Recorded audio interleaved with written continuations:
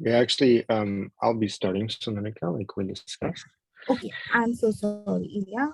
Over to you. All right. So thank you everyone for joining today. Let me make sure I'm sharing. Yeah. Can everybody see my screen? Yes, Ilya, we can see your screen. All right. Okay, so today I will start by giving an introduction, telling you briefly about what we do and how you can kind of benefit from what we do on a regular basis. Today is an example, and it's really designed for people that are going to be applying some of these methods to a data set. So what we will try to cover today is a little introduction to OmicsLogic as a community and as a resource that you can leverage either for doing research, learning about different methods of analysis, or helping others. So if you're a faculty member or you are teaching, maybe a teacher, these are resources that you can leverage. And so today's session is actually an extraction from a program that we run regularly. This program right now is ongoing for Louisiana Biomedical Research Network and for members of the National Association of Idea Principal Investigators. And this program is typically conducted as a 3 months course where we introduce statistical analysis and machine learning methods. We talk about how to design experiments and how to validate the findings. And we talk about how to apply different types of methods of machine learning like data mining and different ways to apply supervised machine learning like classification, network analysis, and others. So the program typically addresses several different important issues with machine learning. So a lot of the work to get data prepared for machine learning is an important part of knowing how to deal with different types of structured and unstructured data. It is important to understand the difference between signal and noise. And for that purpose, we have a number of exercises that are applied to different types of omics data, which I will explain in detail today. And then we talk about this challenge of data complexity or big data volume complexity, heterogeneity, and how machine learning really helps us to extract meaningful insights from such data sets and learn about the links between biology and data. So how to really get some insights from such data. So who is this for? These programs that we design are really made in such a way that anyone that has minimal background in data science can benefit from such programs.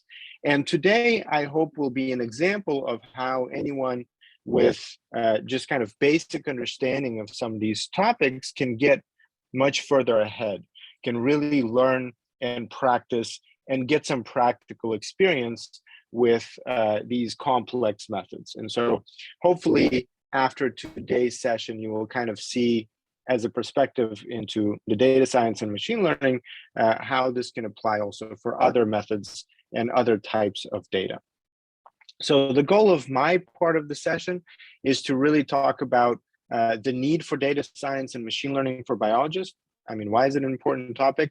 What are some of the important things to consider? How to use it in your research, in your publications. If you're just getting started, how to get started. I will also talk about some of the challenges with the type of data that you are commonly going to encounter. And I will explain our approach of teaching bioinformatics to explain how you can quickly go from raw unstructured data to something that you can use. And then in the second part of this presentation, Raghav will explain how you can actually practically analyze such data using some examples. We will also talk about the logic behind the analysis and introduce the resource that helps kind of structure the logic in a way that you can follow and practice more. And then we will talk about some of the bigger challenges with machine learning specifically, why it's important to understand the methods in detail and not only learn how to run them. So why is it important to understand the meaning behind the different settings or being able to explain and validate some of the findings that you have done using machine learning? So let's start by briefly introducing data science and kind of talking about where machine learning fits into this more broad topic of data science. How does this relate to biological and biomedical data? So commonly what you will find is that data science is described as the intersection of data, statistics, and some specialization domains. So we can talk about data storage, data formats, how to manipulate data. We can talk about different analytical methods like hypothesis testing. And then typically there's a domain that you apply these tools to. And so in each one of these, you can distill them into these specific challenges. For analysis, it is difficulty of extracting signal from noisy data sets. For data, we'll talk about the differences between structured and unstructured data and the challenges of making data structured so that you can easily apply analysis methods to them. And then for specialization domain, in every domain, whether it be biological research or financial modeling, the importance is annotation and validation. So understanding some data is more intuitive than others. And in the biomedical or biological domain, we need to rely on annotation and validation using databases. Bioinformatics is typically described as the intersection of statistical analysis, informatics, and biology. And so really what it is the application of data science to the biological domain. And in this biological domain, we have several different applications like basic research, biotechnology, agriculture, genetics, biomedicine, et cetera, et cetera. So really, when we look at the two of these together, we can kind of see that the intersection really only changes by specialization. So biology is more specific for bioinformatics, and data science is just more agnostic. And so the question is, how does machine learning fit into this scheme? So machine learning is really the intersection of statistics and mathematics and computer science. And machines, in this case, are algorithms or models that we can train, and they rely on statistical methods and principles, right? In reality, many of the things that we call artificial intelligence and machine learning, they leverage a lot of the statistical analyses that have been around for a long time. What has changed are the advances in computational infrastructure. And as a result of that, some of the things that were not possible previously are now possible. And so machine learning sits at the intersection. And really what we're going to be talking today as machine learning for biological and biomedical data are the portions of machine learning, which are unsupervised machine learning, supervised machine learning methods, deep learning, explainable, and interpretable, right?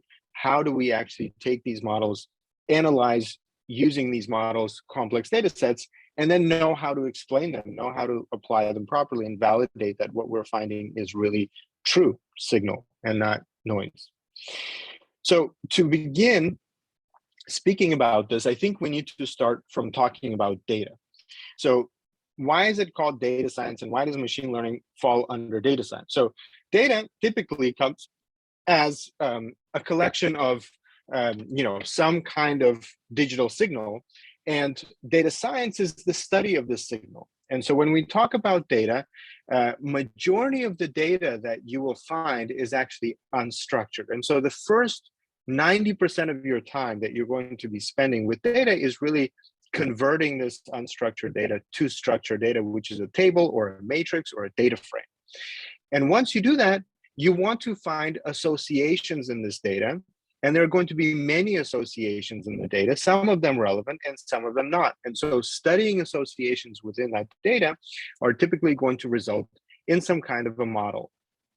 And that model is what we will talk about today, how to differentiate between these models and how to then extract from these models some meaning. So the process from unstructured data to maybe semi-structured data, where you have many different components and you are trying to understand relationships between them, to then finally structured data. And that structured data is something that now is going to be easy for you to analyze and extract some meaningful relationships. And those are going to be what we will talk about today, because they should be reportable and actionable. Now, one of the major trends in biomedical research and biological data is the exponential growth of data that is now available for anyone to access. And so what we will do today is we will take a few examples on these data sets, but as you will find, it's very easy to find data. In fact, in just this pandemic, we just kind of did this chart at the beginning of the pandemic, and we found that the number of genomes submitted during this pandemic is many times more than in previous pandemics that have been recorded. And in particular, this is because data generation is cheaper, more accessible, and more useful. And so machine learning is especially important because now we are able to collect data very quickly, and this data is large and unstructured. So when we talk about genomes, for example, these are nucleotide sequences. And so it's not easy to analyze such sequences. Why? Well, to explain why, I have this very brief example. So here's an example of unstructured data on one hand, and how we tend to look at data to be able to interpret it. So unstructured data in this case is an example for a chat, an exchange on chat. So you can see that we have a date, we have different names here of users, and we have their responses. And these are responses to questions. So for example, if I ask the question, what is your degree? What is, your highest level of education? Any person here can answer in multiple different ways. Someone will say, I have a bachelor's. Someone will say, I have a master's degree in bioinformatics. Somebody will say, high school. Somebody will say yes, right? Just because they are answering a different question. So as a result, I have this collection of unstructured data, which are just texts. And my objective to try to interpret that will be to categorize them, assign them to different groups, and measure the number of responses per group. So that makes it interpretable, right? When I look at this chart, I can quickly understand what this exchange really boils down to. And that is the challenge in structuring data that also comes from biology or biomedical research. What kinds of data do we have in biology and biomedical research that need to be structured? We have imaging, streaming data, for example, video, different types of omics data, chemical interactions, clinical records, and different types of phenotypic data, for example, cell morphology. So all of these have to be converted to a series of data frames.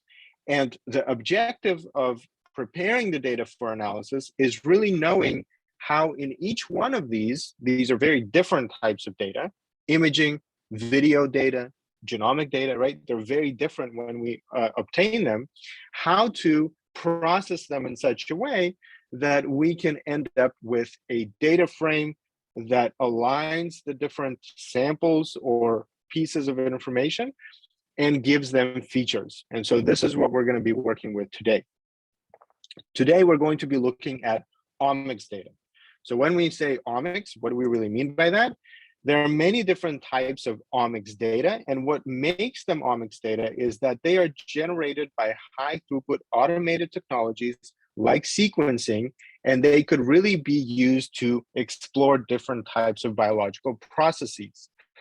In molecular and cell biology, we typically look at how the phenotype, for example, cell morphology or function, is defined by the code of the DNA and the transcription of that code into proteins. And so we will look at sequencing the DNA, for example, nucleotides in the DNA, epigenomic regulation, how we can detect DNA methylation patterns or chromatin packing signals, and see the transcription of that code into functional proteins. So the challenge to create a structured data set is to really take that sequencing data, different types of sequencing data or different types of omics data, and make them into a structured format, which is going to be a data frame. And so what we'll do today is we'll take a few examples of such pipelines that process data from their raw format, the way that they come out of a sequencer, for example, and structuring them into a table. Once the table exists, or many tables exist, now we can perform statistical analysis and really identify important trends for biomedical or biological questions. What kinds of questions? Well, here we have a few examples, right? This is kind of translational biomedical research. Typically, you're going to be asking the question about patients. How are these patients grouped? How are they different by response to different treatments? How can I categorize or stratify diseases? Sometimes these questions are population health. Sometimes they are personalized, individual disease progression for an individual patient.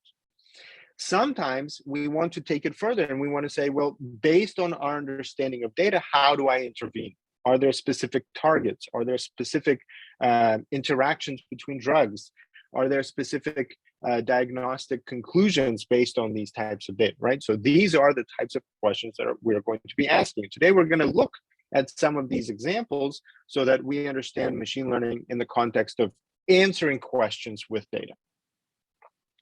OmicsLogic as a whole, the resource, and the reason why Sonarika asked you all to sign up at the beginning of the session is because we're going to be leveraging some of the methods that are described in detail on the portal, and you will have access to analytical tools that you can try to run such analyses and get from raw data to structured to then interpretable. And the OmicsLogic portal is a complete roadmap for data science and application to biomedical research data, where you will find different data sets. You will be able to explore and visualize them and understand those methods, and hopefully get enough insights and understanding about these topics so that you can then apply them to a research project of your own. And that is really the idea behind OmicsLogic. And the reason why we're doing a lot of these webinars and workshops is to introduce you to the resources so that you can start learning on your own. In the portal, you will find detailed explanations about every single type of omics data that you are typically going to be working with, including multi-omics integration. So the process of exploring these different types of regulation leads us to the need of integrating these different types of signals together, and machine learning is oftentimes used for multi-omics integration as well. And so that is why we're going to talk about several different examples like genomic data, transcriptomic data, and metagenomic data, so that we can understand the relationships between these biological phenomena and how machine learning plays a role in each one of those. In terms of applications, you can start thinking about how these are applied in oncology, infectious diseases, neuroscience, and biotechnology. And on the portal, you will find project examples coming from all of these domains where you can practice some of these methods and see how they are used by people that are experts in the field, that have published and that have produced important insights using such data. What kinds of projects are these? Some of these projects are diagnostic type projects. So for example, how do you identify patterns associated with a specific disease?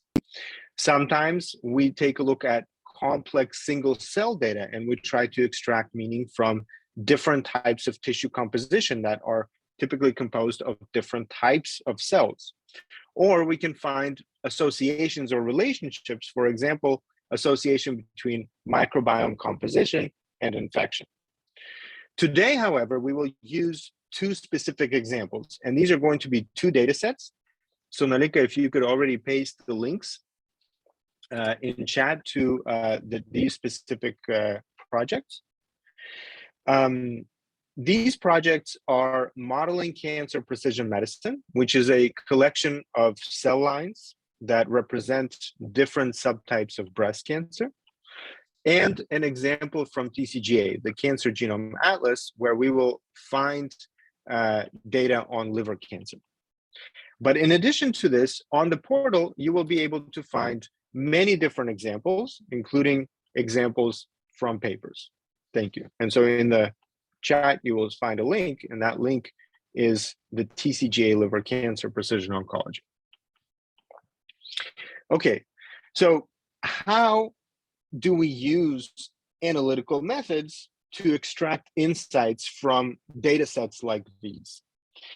the typical flow of information, for someone who is doing such research, is to have data that is cleaned and prepared, explored in the red right here in the middle, and then ready to ask specific questions or testing your hypothesis.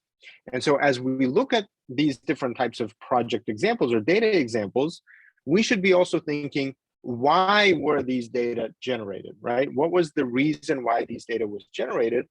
And we will find that both of these examples do not follow the standard process from experimental design, where an experimentalist came up with a hypothesis and said, to test this hypothesis, I want to now create data, right, to test this hypothesis. Both of these examples were generated without a hypothesis. They were just a collection of different types of cell lines, or just patients that all fell into this great category or general category of cancer patients.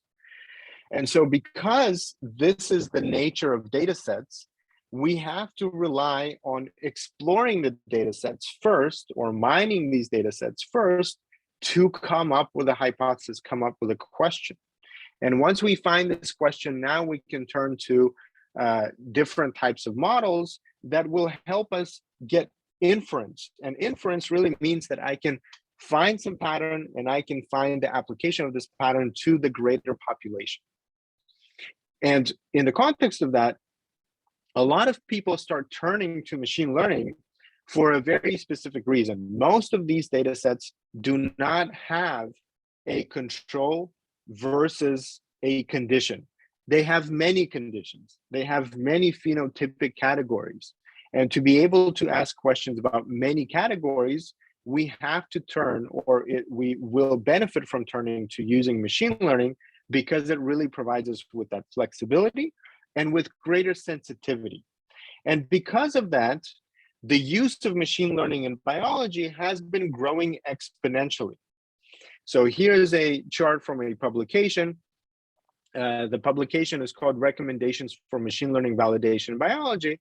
And basically, this paper talks about how the benefits of machine learning, the sensitivity of machine learning, and the ability to use machine learning easily has led to adoption of machine learning across the spectrum of biological research and biomedical research. And the problem that they have identified is that this exponential growth in use of machine learning also comes with a negative effect, and that is a growing number of papers that actually don't apply any evaluation of their results, because in many cases you have two major categories of users, and those are biologists that now use machine learning to identify signal, or computer scientists that really don't have the biological background. They use these tools because they understand the value of these tools, but in many cases, unfortunately, that leads to this gap of no validation and no independent test sets to kind of validate the findings, and a lot of times no biological validation either. So as a result of that, the downside of machine learning is that it's so easy to use, it is so meaningful in many cases. You have to understand the methods really clearly, and you have to understand the settings of these methods, and then you have to understand how to validate your findings. And that is going to be a critical portion of today's and future workshops for us to not only know about machine learning, but also know how to use it properly. And with that, there are also many, many different methods, from unsupervised to supervised to semi-supervised to deep learning. And so when we look at these methods, we're going to be able to compare and contrast those methods. We'll be able to understand the benefits and the limitations of each one of those methods. And hopefully, we will also be able to understand how to extract from these methods reliable insights that we can interpret and we can use in our research. And that's not always simple, because in many cases, the biological principles of, for example, control versus condition don't always apply to the data sets that we're going to be using. And so here is an example: gene expression profiles in a particular data set that has multiple groups that cluster together don't always follow this expectation of differential gene expression, right? And these kinds of problems are going to be common across the spectrum of data sets that we're going to be using in a session like today, where we will look at different types of bioinformatics pipelines. We'll look at how to incorporate them so that we can get structured data and then start asking questions about relationships between clinical and omics data for diagnostic and therapeutic design purposes. And furthermore, you can actually see how once these data sets are clear and these principles are clear, you can actually start scaling up the application of machine learning to a process where you automate this whole pipeline and you get interesting insights about predicting a particular feature or category using such models. So we'll talk briefly about this, how to deploy a model to production at the end of these workshops. Now, Sonalika already introduced you to the platform, and I just want to clarify how we're going to use these different tools. So I talked a little bit about OmicsLogic, the portal, where you will find the data sets, you will find additional resources to help learn about these different types of data. But I also want to speak about the platform briefly. So once you sign up on the OmicsLogic portal, you automatically get a profile on this portal that you will be able to run pipelines on. And these pipelines are going to be something that you will learn the logic of analysis. You'll be able to use big data, so practicing or kind of doing your research. And you'll be able to apply many different types of analysis quickly so that you are not hindered by the technical complexities of each one of these types of data. In addition, there's a section called data mining, where you will find different methods of supervised and unsupervised analysis that we will be able to try in today's session, and then download the results as the result of the output of the pipeline, as well as scripts that run these analyses and explore them. Now, in the pipelines, you will find this logic following a color-coded explanation. So in each pop-up, you will find an explanation about the specific methods that you've used. And those explanations are also going to be consistent across many different types of methods. In addition to this, as I mentioned, once you run a pipeline, you'll be able to download the script. And those scripts could be practiced on our coding playground. So this coding playground is going to help you practice syntax and introduce you to challenges. And so once you understand the syntax, you'll be able to practice on those challenges and really understand how to write code independently, or how to at least modify code independently. We know that one of the most popular languages today is Python, and in the biomedical and biology community, R is also a very popular scripting language. So we are going to limit ourselves to just those two, Python and R. That doesn't mean that others cannot be used, but in our sessions, we're going to be using Python and R. For those of you that are new to Python and R, you can really get started with R and Python by looking at some of the coursework that we have available, just to understand the syntax, understand how these languages work. And then we kind of introduce the context of data science, and then go from statistical analysis to machine learning. And so in the coursework that kind of follows what we're going to be doing today, we have these parallel courses called BioML, and we have 3 of these courses: BioML, the logic behind machine learning, BioML in Python, and BioML in R. And all of them will explore these challenges: data wrangling, machine learning and statistics for high throughput data, unsupervised and supervised types of analysis, machine learning for data visualization, then detailed review of methods for clustering, methods for supervised machine learning or classification, feature selection and signatures, and then regression and generalized linear models, and finally deep learning. So if you want to go through all of these topics, we recommend getting started with these courses. And so briefly, I will just show you where to find these courses on the portal. So if you're on the portal together with me, and you kind of go back to the menu, you can click on the course tab and type in here BioML. And so you will find here these three courses that I just mentioned: BioML Logic, BioML Python, and BioML R. And if you want to participate in these courses, anyone, even with a free registration, can get started. So if you want to get started, you will find inside lessons. Many of them are free, so you can go in and get started with learning about some of these methods.